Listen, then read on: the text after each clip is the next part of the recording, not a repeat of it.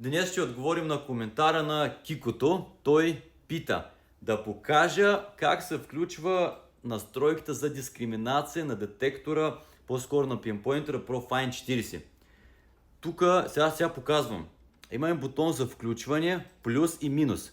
Ето, пускам апарата, надолу. Изчаквам два дълги сигнала, един кратък. Той е готов за работа. И да включа режим дискриминация, т.е. той да пищи по един начин на желязо и съвсем по различен начин на цвят. Но имайте предвид, той ги разделя вече, когато предметът е много близко до носителето, не отдалеч. Отдалеч ще пищи по еднакъв начин. Тоест да включа това нещо, трябва да натисна бутона за плюса. Ето плюса, натискам го плюса и задържам. Изчаквам. Чувам един такъв продължителен сигнал, след това отпускам бутона и той вече разделя металите на желязо и цвят. А ако искам да изключа тази опция, натискам по същия начин бутона минус.